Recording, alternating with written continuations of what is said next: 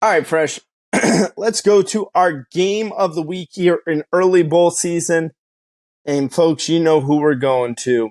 This is the Guaranteed Rate Bowl. This game is going to be played on the day after Christmas. It's December 26th at 9 p.m. at Chase Field in Phoenix, Arizona. Make sure we clarify there. It's the Kansas Jayhawks, our favorite state. We're big in Kansas. We're big in Topeka here, folks, and in Manhattan. We love Kansas.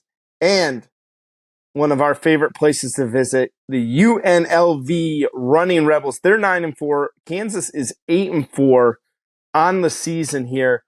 Fresh, out of all the bowl games we've talked about so far in this record here, at time of record, and again, we're recording this a few weeks before this game is going to kick off. Between the two teams, there's only 6 players in the transfer portal, and none of them look to be a big-time player. I know that there was talks about Jaden for Maivea going in the portal, but it looks like he's staying there. His name is not in it right now. I'm going to check on that again to make sure I got that right. But hey, Fresh, it looks like we got a really, really good football game for this one. What you got for me? I think this was going to be an offensive explosion. We've talked about defense being, carry the day and offenses having guys in the portals in the previous other matches we've talked about. This game, you're going to have some fireworks the day after Christmas. Right. Let's first off and stop. And, we talked about how we give the shout out to Northwestern and the coaching job they've done. We've done UNLV previews a few times this season, and still singing the praises of what Coach Odom has done there. Is this team, UNLV fans will even admit they were terrible the past 5, 6, 7 seasons. They were just the cannon fodder for everyone in the Mountain West. They would just sort of get through, be a buy game for people and move on. Coach Odom comes there in 1 year, gets a team to sort of buy in on each other, play for each other, and here they are looking to potentially get a 10-win season. They've had 2 straight tough losses, San Jose State and then Boise State in the title game. I have a chance still, their third try. Can they get that 10 wins? And as crazy as it is and everything else, 10-win seasons mean something, folks. That's a big deal. Any coach will tell you if they get a 10-win season, that is a big deal. That's something really to hold as an accomplishment for a program, that you have gotten double-digit wins in a season. You've beaten Vanderbilt, you've beaten Air Force, you've beaten Wyoming. Can you beat Kansas? And you got an SEC team, you got 2 pretty solid programs in the Mountain West. Can you add a Big 12 football team into that record of who you've beaten this year? That might be one of the best seasons in UNLV football history if you can accomplish this. And the bowl game, not too far away from Vegas. It's down there in Phoenix. Fans, go on down. It's in the dome, well, in a covered baseball stadium, if you will. But go down there. It's easy entertainment. Support your team. These games don't happen very often. They're averaging 414 total yards a game, which is third in the Mountain West. I mean, this offense is moving the ball left and right, up and down. They have a solid running back group. The collective unit's been running the ball very efficiently all year. Jaden Mayava, 2,700 yards, 14 touchdown passes. The freshman. Ricky White, the wide receiver, 81 receptions, 1,300 yards and change, 7 touchdowns. The 2 of them have been on the same page a lot lately. Can White put on a show? Can he go out there against this Kansas defense and make some big catches, show some flash? Either, really put on a show and add more attention to him. We talked about, the Adunzes, the Marvin Harrison Jr.'s, the Neighbors, the Brian Thomas Jr.'s, the list goes on and on. The pair of receivers at Florida State, Wilson and Coleman. Can he get his name included in that group by putting on a show here? And people say, oh, you know what? That guy can play too. I want to see what he does in this football game. Defensively, UNLV allowing 27 a game and 400 yards a game. That's where they have some deficiencies, and how can Kansas and that offense take advantage of it? When we look at the Jayhawks, you're 8-4. This is back-to-back bowl games for this program. Lance Leipold, the job that you have done at Kansas is absolutely phenomenal. Your offensive coordinator obviously is leaving, but what you've done is you come in and you grassroots built it from the ground up, and then you got facilities being made now. You have made a commitment to Kansas. They're making a commitment to you. This is the testament, and now you take the next step. You've beaten Texas. Kansas has in the past beaten Texas. You beat Oklahoma this year. You've gotten those high marquee wins. Kansas, now you have a chance of really maybe owning the Big 12 going forward with Texas and Oklahoma leading. Right. This is your chance to really take the next jump and move forward, and you springboard it with the bowl game.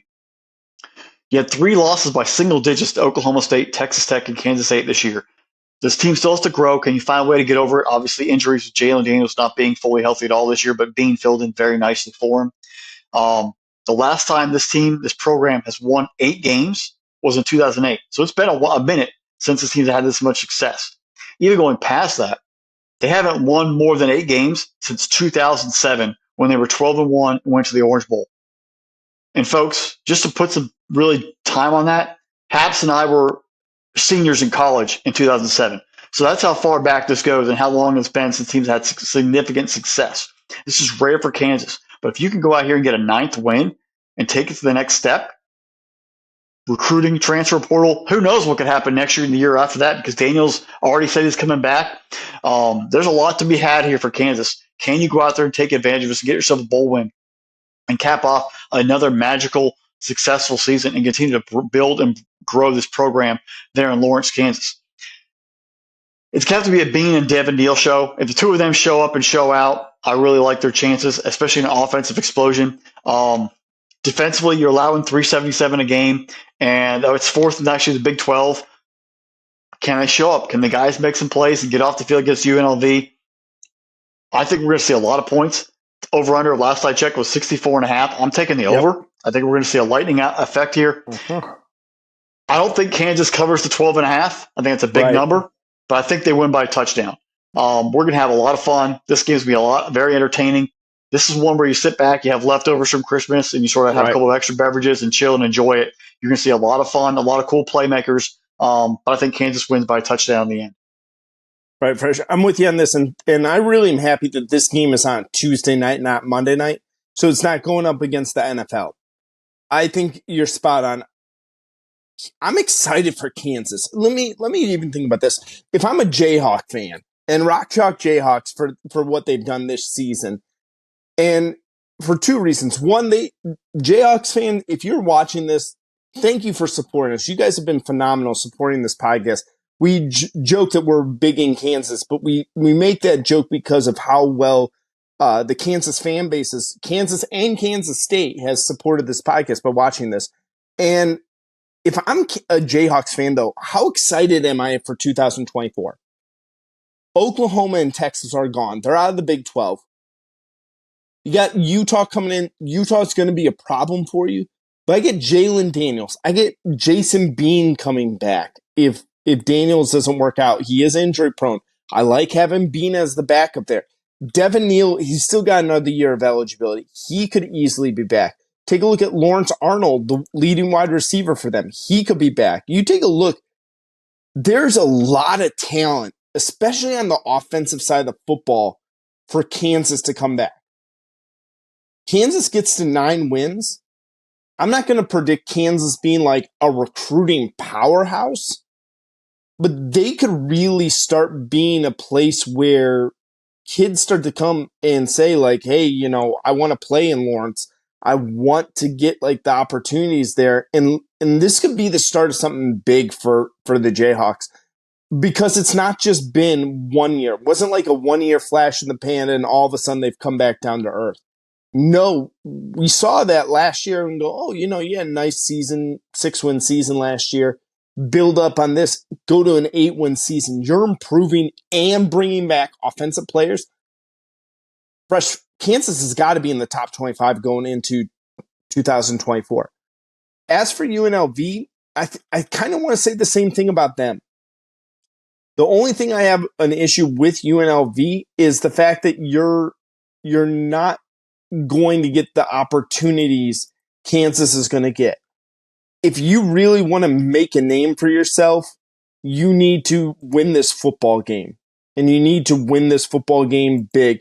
I don't think they're going to be able to roll with Kansas in this game. I think Kansas is just more of a machine than UNLV is. But let me give you a name to watch here. And again, Fresh, I like what you said. Give them a puncher's chance. UNLV's got enough weapons to really, you take a look at Rocky versus Apollo Creed in that first Rocky movie. Apollo Creed's a heavy favorite, and that's what that kind of comes from. You go, is there something UNLV that could throw Kansas off? I like this running back for them, Jaden Thomas, UNLV. You take a look, freshman running back. He's a little bit undersized. He had a couple of really good games this season. He's a guy I could really want to see a little bit more from, especially in this bowl game. I know Vincent Davis Jr. is going to be the bell cow in this offense, but you know what? I kind of want to see the kid get a little bit more push in this. Does Vincent Davis also take an opportunity and opt out? He is a senior, but I think he's going to play in this game, kind of one last game to run out with your brethren in it. I'm rocking with the Jayhawks, man. What they're doing there in Lawrence, I'm impressed. I can't wait for this football game. I think this is one of those football games, folks, that, like Fresh said, either pick up the leftovers and enjoy your couple of pops in the living room, or if you're tired of family for whatever, how long you've been spending for it, go to a local establishment, sit down at the bar and watch a really good football game, because this one's going to be a great one. I think the only thing that stinks about it is that it's at 9 p.m., but I like the Jayhawks. I don't know if I like that 12.5 number.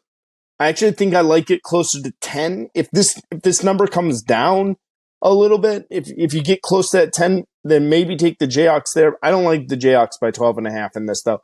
But I'm saying the 64 points, I don't think either one of these teams are really going to care on defense, so give me the over in this one. Guaranteed rate bowl, man. This is going to be a fun one. Guaranteed rate bowl, guaranteed touchdowns. Right, absolutely.